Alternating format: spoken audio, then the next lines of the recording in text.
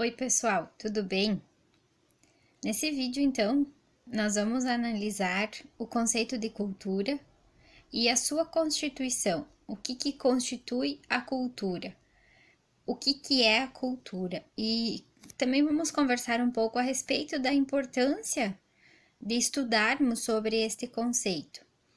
O conceito de cultura é próprio das ciências humanas e ele se relaciona especialmente com as disciplinas de filosofia, sociologia e história.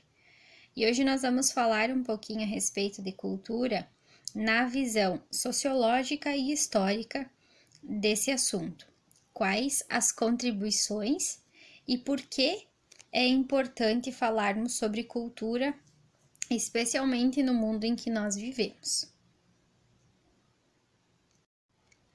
De forma geral, a gente poderia descrever que a cultura é o resultado da criação humana. Por quê? Porque o ser humano vive em sociedade. E então a cultura seria o resultado desse convívio do ser humano em sociedade. A cultura seria formada por ideias, que são as ideologias, as constituições daquilo que as pessoas pensam, daquilo que as pessoas defendem. A cultura seriam os artefatos, instrumentos, objetos, monumentos. Seria também o conjunto de costumes dos povos, as crenças, os conhecimentos construídos pelos diversos povos da humanidade até então. Seria também as leis dos povos. Enfim, cultura é tudo que faz parte, é o conjunto de aspectos que fazem parte da vida do ser humano. A aquisição da cultura e a perpetuação da cultura, então, ela faz parte do processo social do ser humano. E, como a prof disse, o ser humano vive em sociedade e, portanto, a cultura também é passada de forma social. Então, a cultura também pode ser descrita como o modo de vida de cada grupo humano. E esse modo de vida de cada grupo humano também é o modo de vida de cada indivíduo, de cada pessoa. Por isso, nós precisamos levar em conta e compreender que todos os povos e todas as pessoas possuem cultura. Não existe uma pessoa sem cultura.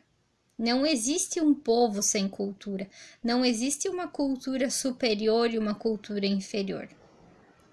Existem culturas diferentes. Cultura diferente da minha. Mas todos têm cultura. Então, se a cultura é o modo de vida de cada grupo humano e todos os povos e todas as pessoas têm cultura, então nós podemos dizer que tudo que existe e que se relaciona, se estabelece em relação entre si, faz parte da cultura. Por isso a cultura ela está dividida em cultura material e cultura não material.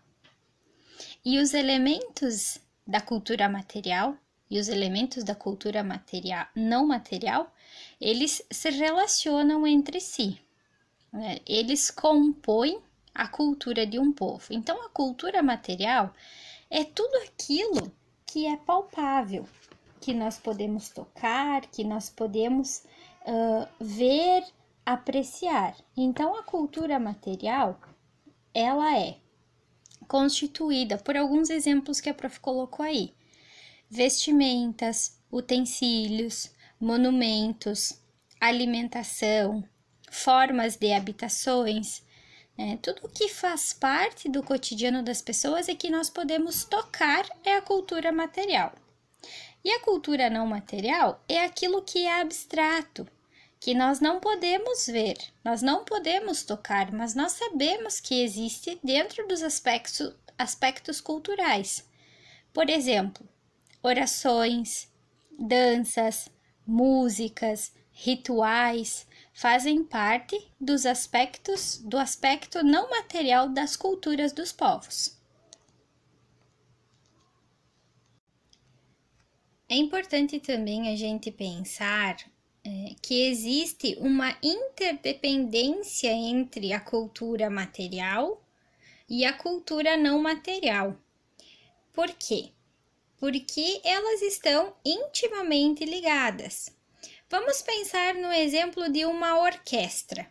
Quando nós estamos assistindo a apresentação de uma orquestra, nós conseguimos identificar elementos da cultura material e da cultura não material.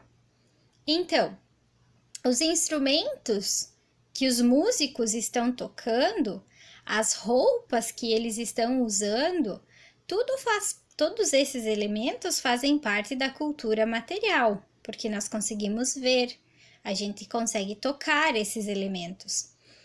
Enquanto que a composição da música que está sendo tocada, a gente não consegue tocar, né? Não consegue encostar na música, vamos dizer assim, porém, nós conseguimos ouvir e nós sabemos que ela é um aspecto da cultura não material.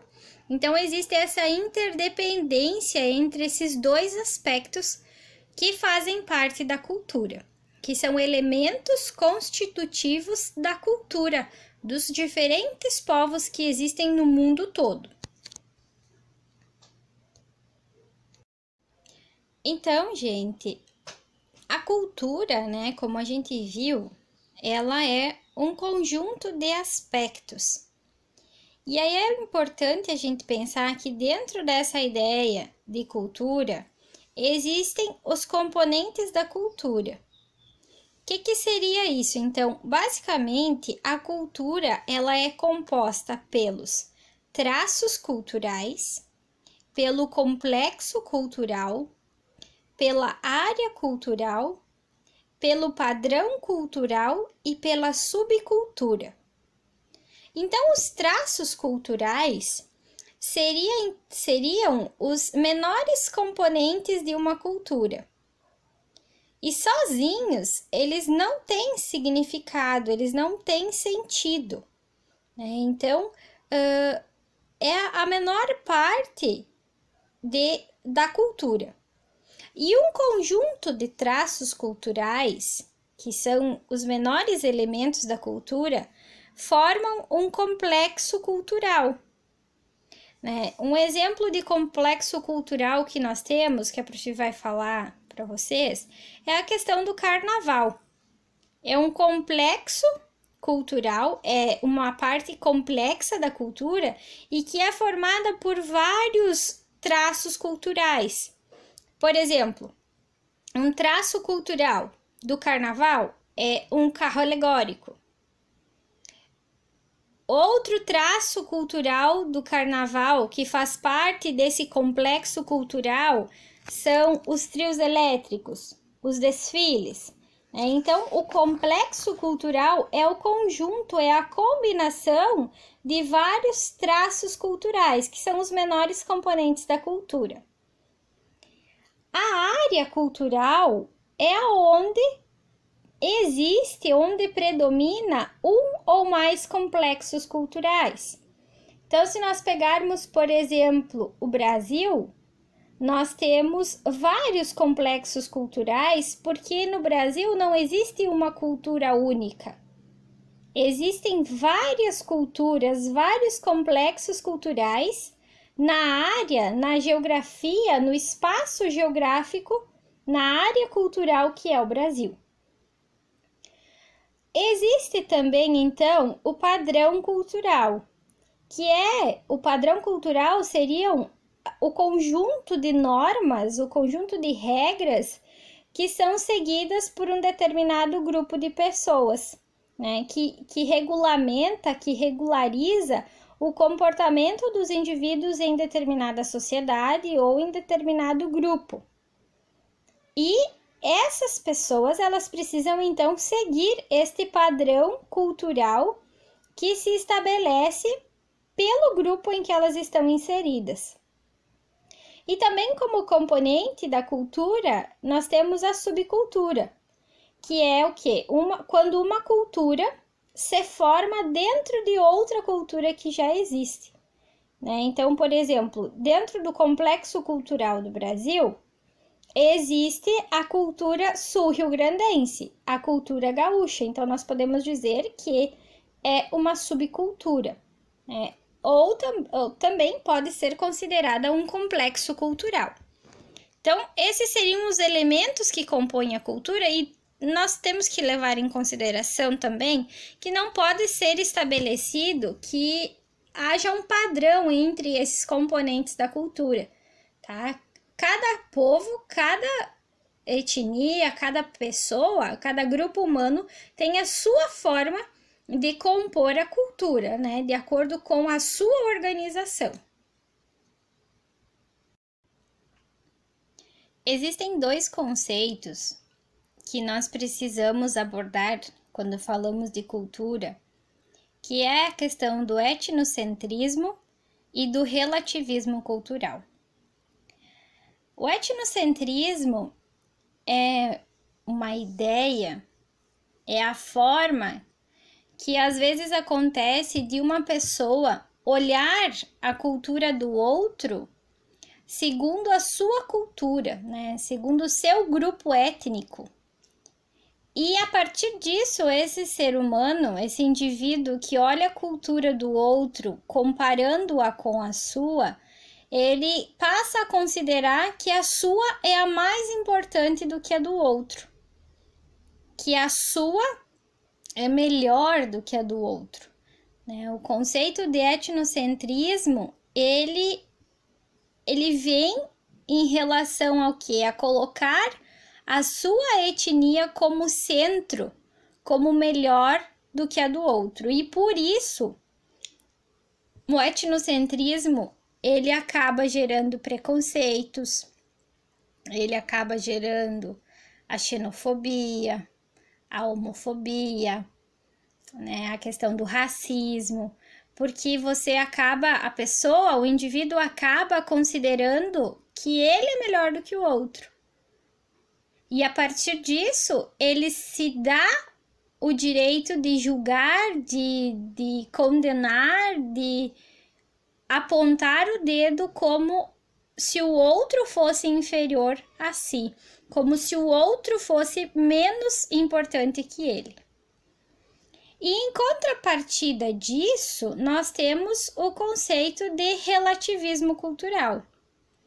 O que é o relativismo cultural? O relativismo cultural, ele procura olhar o outro, olhar a cultura do outro, olhar a etnia do outro e compreender que o outro é diferente, que o outro ele tem uma forma diferente de viver, de manter a sua cultura, que a expressão cultural do outro, ela é diferente e ela precisa ser respeitada.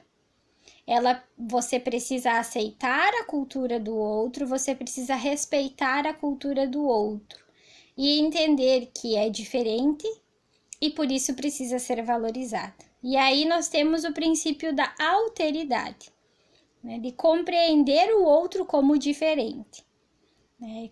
O relativismo, então, procura, entre aspas, combater o etnocentrismo, né? Evitar que ocorram os preconceitos, os pré-julgamentos em relação ao aspecto cultural da vida do ser humano.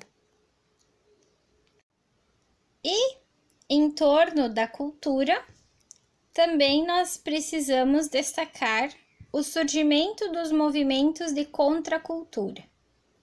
Então, os movimentos de contracultura, eles surgiram a partir da década de 1950, especialmente nos Estados Unidos e países da Europa, e de lá eles se espalharam por outras regiões do mundo. Então, o que os movimentos de contracultura defendiam? Exatamente o que a palavra diz. Contra a cultura, mas não contra uma cultura só, mas no sentido de ser contra aquela cultura tradicional, aquela cultura ligada às bases, né, antigas da história. Em que contexto que os movimentos de contracultura surgiram? Principalmente, então, no pós-Segunda Guerra Mundial e no contexto da Guerra Fria. Né? Nós vamos ter movimentos aí que vão estar ligados à questão da Guerra do Vietnã, da convocação dos rapazes para lutarem na Guerra do Vietnã. Então, esses movimentos, eles acabam percorrendo o mundo e sendo aceitos por vários grupos humanos que se identificam com esses movimentos, com essas novas propostas de cultura que vão se disseminar pelo mundo e que existem até hoje, são movimentos aí culturais bem expressivos. A prof vai falar alguns aí, mas vocês devem conhecer outros, né? Nós vamos ter neste contexto aí o surgimento do movimento hippie, do movimento punk, são os que mais a gente tem destaque nesse contexto.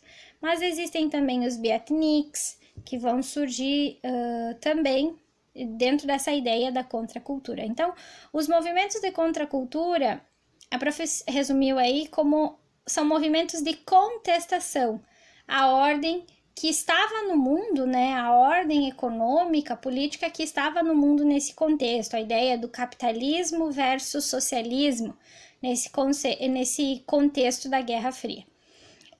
A partir da década de 1980, então, esses movimentos, eles vão se disseminar ainda mais, né? Eles também pregavam, defendiam ou eram contra a questão, né, do consumismo, das pessoas se alienarem em relação ao consumismo, às riquezas, a ideia de acumulação de riqueza, a ideia de ascensão social, enfim, esses conceitos que se relacionavam, então, a ordem vigente do mundo nesse contexto de meados do século XX. É bem importante a gente pensar, e eu tenho certeza, a gente precisa defender isso cada vez mais, de que a gente precisa urgentemente respeitar a cultura do outro. E respeitar mesmo, né? Não só respeitar de boca para fora, a gente precisa respeitar e entender que o outro é diferente de mim. Mas assim como eu quero respeito, o outro também precisa. O outro também quer.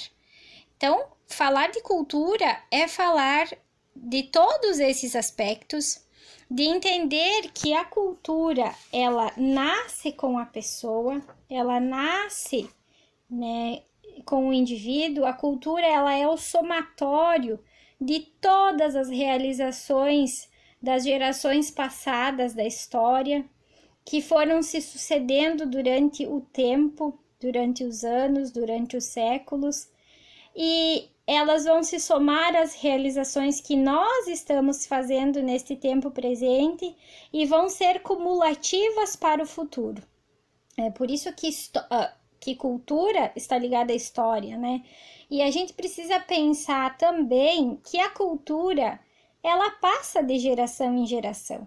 Nós aprendemos dos nossos antepassados, nós vamos passar para os nossos descendentes. Então, a cultura, ela está na nossa sociedade, ela já fez parte do passado e ela vai continuar com toda a certeza no futuro.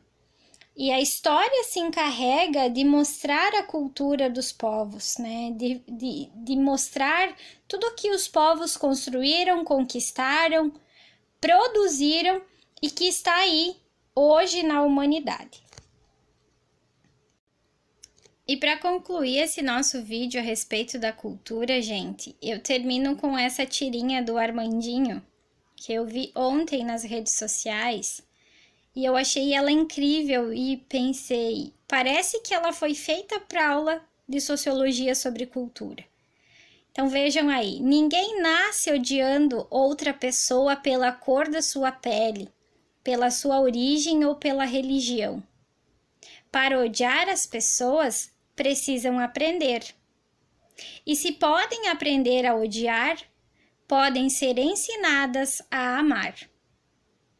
Vejam que lindo, né? As pessoas não nascem odiando ninguém.